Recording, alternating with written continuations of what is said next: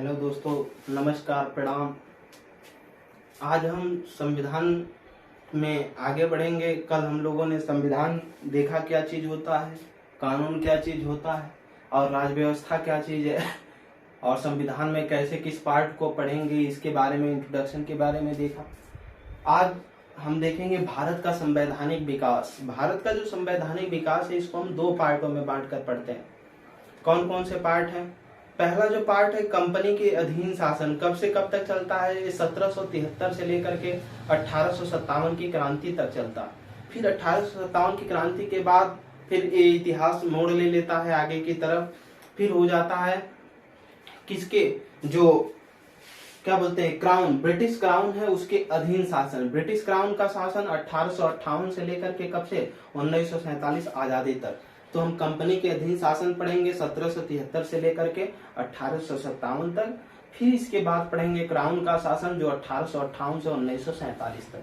तो आज हम देखेंगे कंपनी के अधीन शासन। क्या कंपनी के अधीन शासन देखेंगे? कंपनी के अधीन शासन, पहले हेडिंग होगी भारत का संवैधानिक विकास। भारत का संवैधानिक विकास। भारत का संवैधानिक विकास।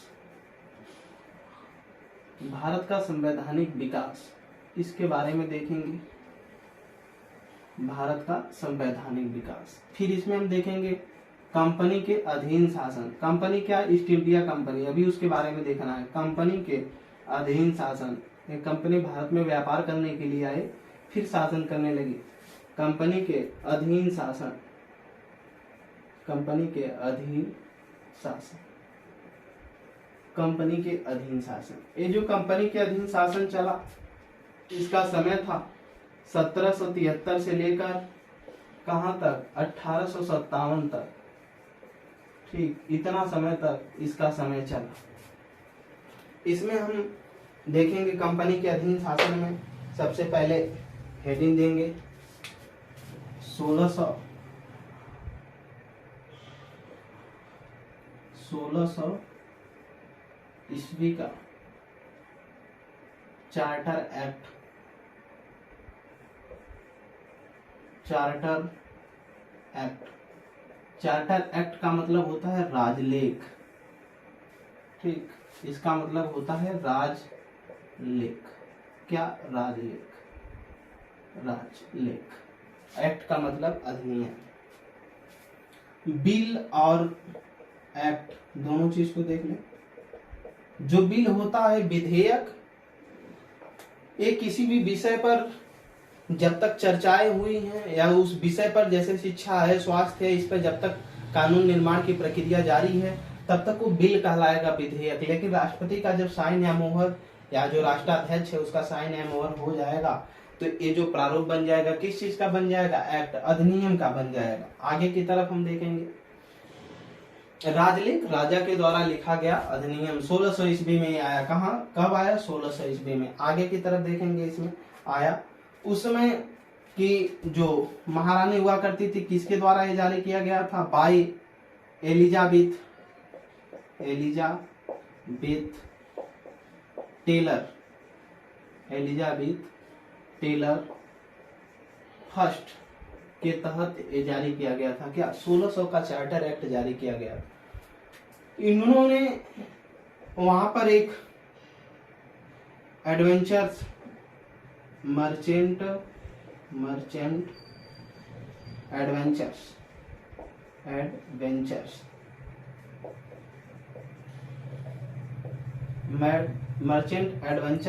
यानी एक व्यापारिक ग्रुप बनाया।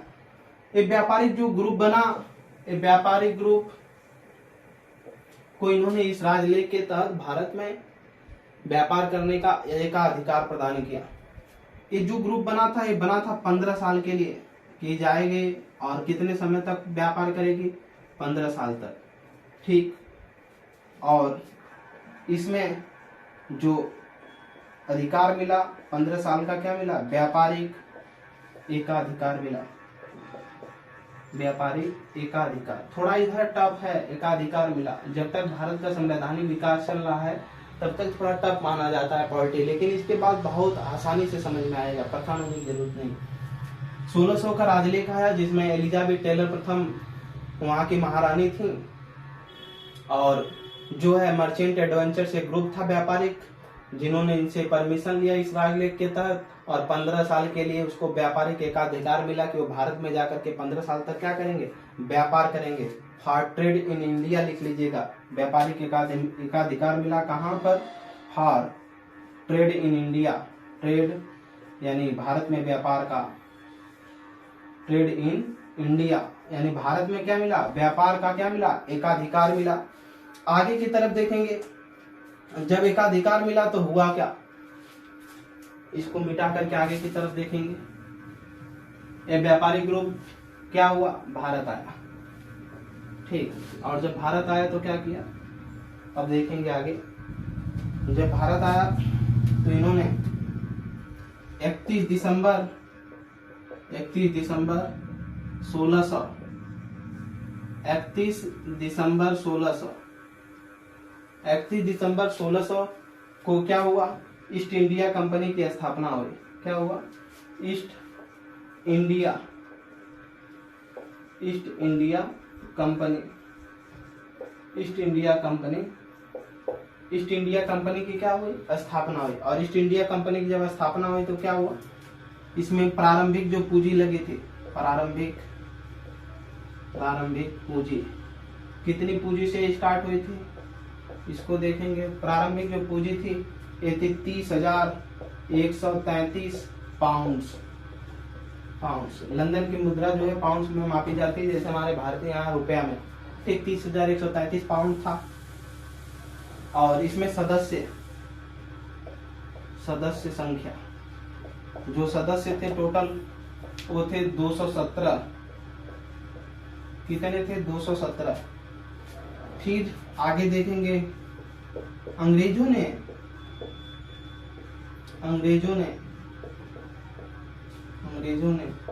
अपनी पहली फैक्ट्री अंग्रेजों ने अपनी पहली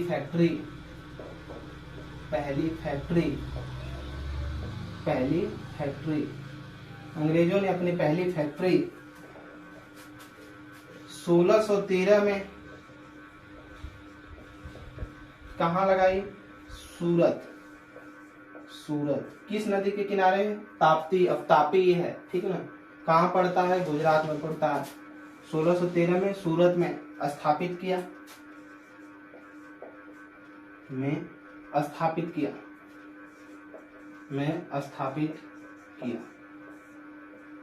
जो कि सफल ने, ठीक, स्थापित किया। और इसके पहले प्रथम अंग्रेज जो आया दरबार में, वो जहांगीर के दरबार में आया था। प्रथम अंग्रेज जहांगीर के दरबार में जो अंग्रेज गया था वो था विलियम हॉकिंस, परमिशन लेने के लिए। विलियम हॉकिंस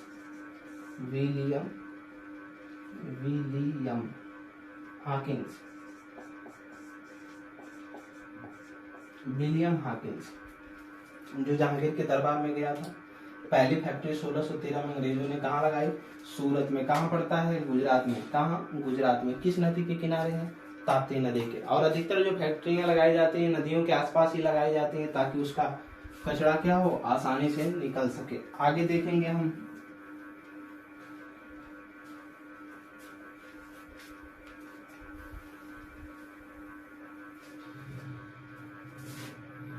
आगे ईस्ट इंडिया जो कंपनी थी, ईस्ट इंडिया कंपनी, इसमें 217 साझेदार थे, यानी शेयर धारक थे। इतने शेयर धारक थे, कितने, 217 साझेदार थे, ठीक। इसमें भागीदारी थी, 217 को साझेदार थे, यानी शेयर धारक थे। आगे देखेंगे, प्रारंभ में इसमें एक गवर्नर, याद रखिएगा ये सब परीक्षाओं में पूछी गई है। एक गवर्नर, एक डिप्टी गवर्नर,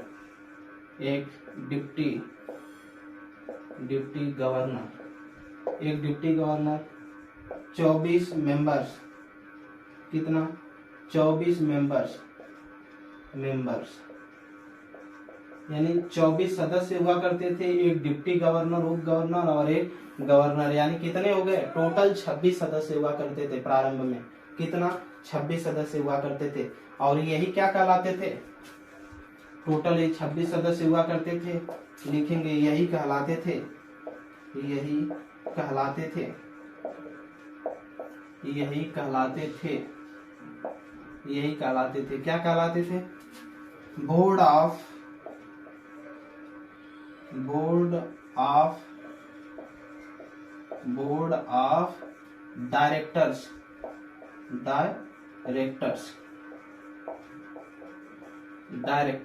डायरेक्टर्स का मतलब होता है निर्देशक, दिशा निर्देश देने वाला। ठीक, जो दिशा निर्देश देते थे, जिसमें 24 सदस्य थे। भाई कोई भी कंपनी है उसको चलाने के लिए उसमें कर्मचारी तो चाहिए ना, तो 24 सदस्य हुआ करते थे, एक डिप्टी गवर्नर हुआ करता था, एक गवर्नर हुआ करता था, यही कहलाते थे बोर्ड ऑफ डायरेक्टर्स। ठीक, आगे की तरफ देखेंगे, इसमें अंग्रेजों ने 3 प्रेसिडेंसियां स्थापित किया, यहीं कहीं साइड में देख लेते हैं। 3 प्रेसिडेंसी क्या है, जहां से कंपनी का सब कुछ कारोबार क्या चलता था, संभाला जाता था, कार्यालय हुआ करता था, वो प्रेसिडेंसी थी। क्या थी, प्रेसिडेंसी। अंग्रेजों ने 3 प्रेसिडेंसियां बनाई। ठीक, कहाँ कहाँ 3 प्रेसिडेंसी इन्होंने खोला, पहला है बम्बई, फिर कोलकाता, फिर मद्रास। इन्होंने बम्बई, कोलकाता और मद्रास में क्या किया, प्रेसिडेंसी अपनी स्थापित किया। आगे की तरफ देखेंगे हम, कोई भी दिक्कत परेशानी होती है तो आप हमको कमेंट सेक्शन में जरूर बताएंगे।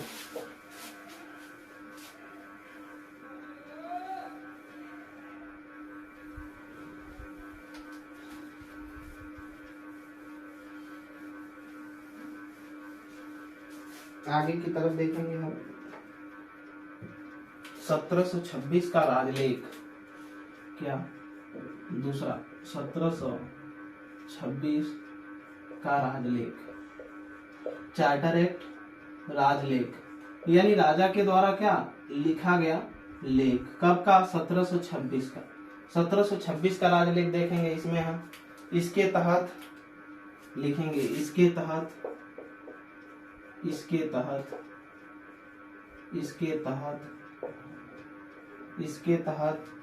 गवर्नर और उसके परिषद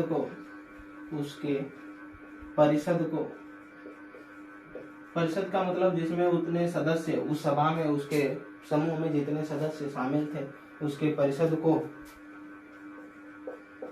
को बंगाल, मद्रास और बॉम्बे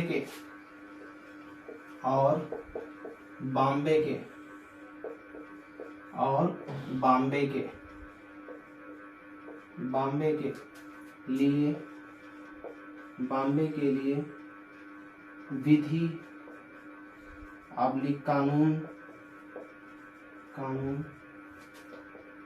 कानून बनाने का अधिकार प्राप्त हुआ।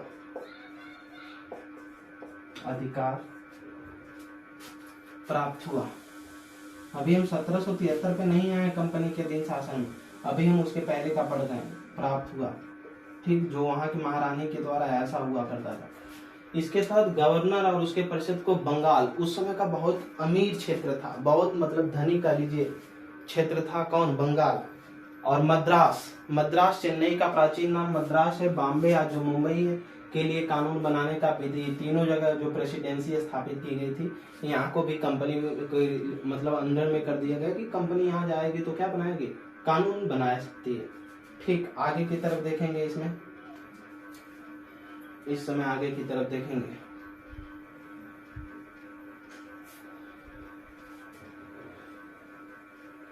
और इसी में 1757 में प्लासी का युद्ध हुआ आप लोगों ने देखा भी होगा कौन कौन, रॉबर्ट क्लाइव और सिराजुद्दौला के बीच। और कौन विजय हुआ? रॉबर्ट क्लाइव विजय हुआ। इसी के बीच हुआ था 1757 में। तो अंग्रेजों का आधिपत्य और बढ़ गया। फिर बक्सर का युद्ध हुआ और आधिपत्य बढ़ गया। तो इसमें 1765 से लेकर 1772 तक ये जो समय है 7 सालों की, ठीक, इसी को रॉबर्ट क्लाइव जो इसको क्षेत्र को हड़प लिया जब 64 में बक्सर युद्ध के बाद, रॉबर्ट क्लाइव ने द्वैध शासन लगाया। द्वैध शासन लगाया, प्रांतों में भी द्वैध शासन लगा दिया।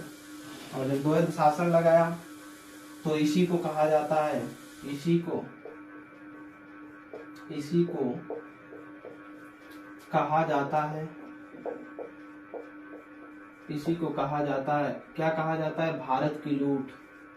ये जो 7 सालों तक भारत की लूट, भारत के 7 सालों तक जो रॉबर्ट क्लाइव ने द्वैध शासन यानी दोहरा शासन, जब दोहरा शासन है टैक्स भी डबल लगेगा, खूब बढ़िया से लूटा, इसी को भारत की लूट कहा जाता था। ठीक, आगे देखेंगे। अब से कंपनी के अधीन शासन स्टार्ट होंगे 1773 से। ठीक, आगे देखेंगे 1773 का रेगुलेटिंग एक्ट। क्या? 1773 का रेगुलेटिंग एक्ट, 1773 का रेगुलेटिंग एक्ट, कंपनी के अधीन शासन में आएगा रेगुलेटिंग एक्ट। ठीक, 1773 का जो रेगुलेटिंग एक्ट है, 1773 का रेगुलेटिंग एक्ट के अधीन देखेंगे। इस समय जो ब्रिटिश पीएम थे, इनको देखेंगे। जो ब्रिटिश पीएम थे,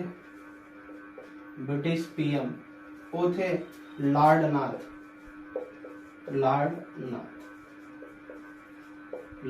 नाथ थे। इन्होंने ही इनके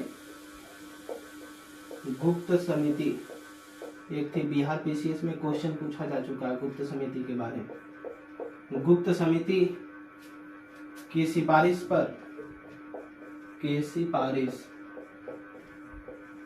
गुप्त समिति की सिफारिश पर यह एक्ट आया। यानी गुप्त एक समिति थी जिन्होंने ब्रिटिश पीएम लॉर्ड नाथ से इसका रिक्वेस्ट किया, तो उन्होंने एक्ट बना करके कंपनी के अधीन से जारी करवाया। हुआ क्या इसमें देखेंगे। ईस्ट इंडिया कंपनी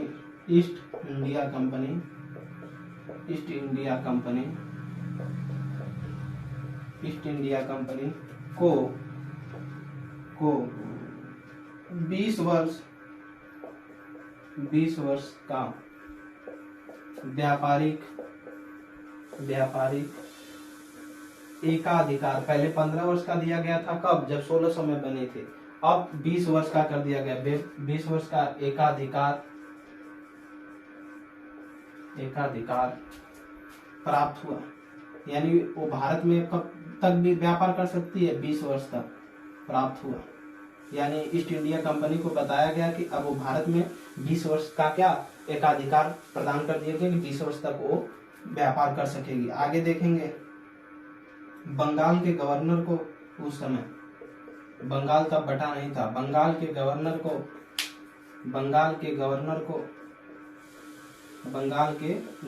को जो किसका गवर्नर? बंगाल का गवर्नर, अंडरलाइन करते रहेंगे। बंगाल के गवर्नर को बंगाल का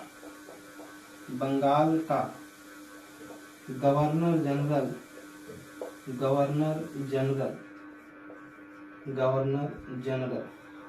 क्या कहा जाने लगा? गवर्नर जनरल कहा जाने लगा।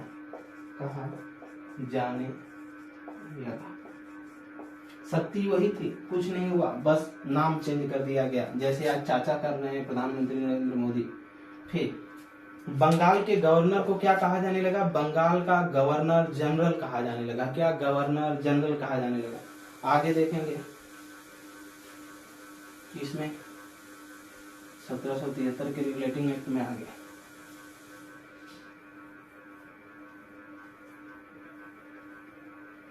आगे की तरफ देखेंगे इसमें कलकत्ता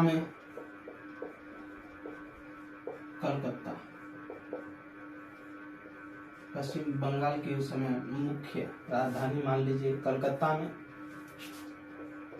एक सर्वोच्च न्यायालय की स्थापना की गई। एक सर्वोच्च न्यायालय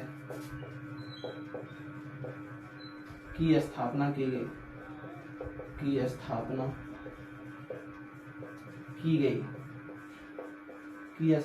गई। कब की गई? 1774 में। 1774 में कब की गई? 1774 में। 1774 में की गई थी। और जब की गई तो 4 जज नियुक्त किए गए।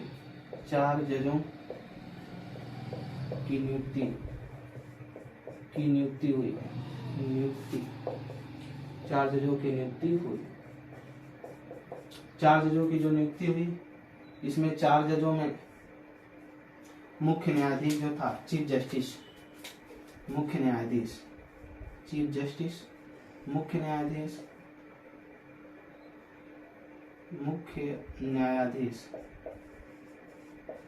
न्यायाधीश जो था वो था सर एलिजाह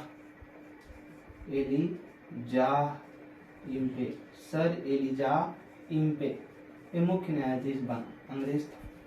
ठीक। अन्य जो बने, अन्य 3 जज थे। अन्य जज ये 3 जो थे ये बेचारे थे लॉर्ड। सबके आगे लॉर्ड रहेगा, ठीक ना। क्यों लॉर्ड लगाते थे? ये अपने को ईश्वर के समान बहुत बड़ा मानते थे। तो लॉर्ड देखेंगे, Lord hide chambers, Lord chambers और लॉर्ड लिमेस्टर।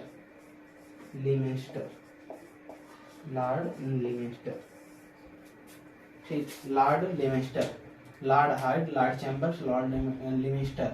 ये जो क्या हो गया, 4 जज, अन्य 3 जज थे और ये मुख्य न्यायाधीश सर एलिजाह इम्पे थे। आगे की तरफ देखेंगे अब इसमें हम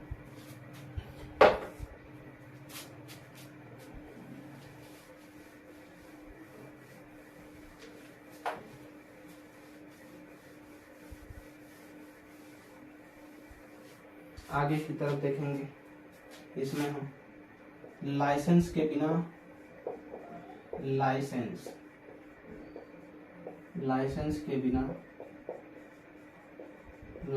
बिना कंपनी के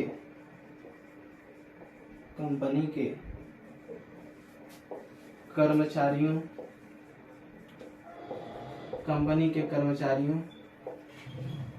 को व्यापार करने पर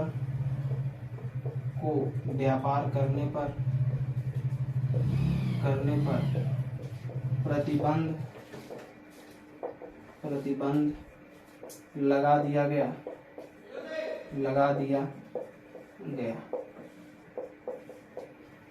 और जो कंपनी के कर्मचारी थे जो व्यापार कर रहे थे, इनको लाइसेंस तो हमें, यार भाई कुछ तो प्रूफ होना चाहिए कि हम उस कंपनी का।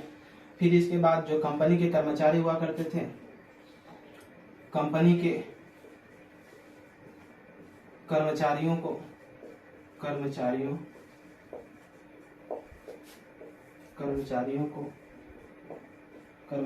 को उपहार लेने पर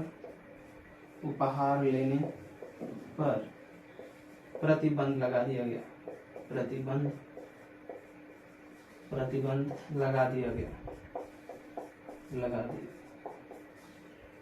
जैसे अभी हमारे यहाँ उत्तर प्रदेश के मुख्यमंत्री ने बहुत पिछले समय में प्रतिबंध लगाया कि जो भी मंत्री या कोई भी बड़ा आदमी अगर है, सरकार का आदमी है, अगर वो जाता है, मंत्री है, विभाग में मुख्यमंत्री है, प्रधानमंत्री, अगर वो प्रधानमंत्री के लिए तो नहीं रोका, लेकिन अगर वो जाता है, मंत्री है, तो वो 5,000 से अधिक का बूफे जो होता है ना, और सारे कोई भी 5,000 से अधिक का सामान नहीं लेगा। इसको प्रतिबंधित किया गया।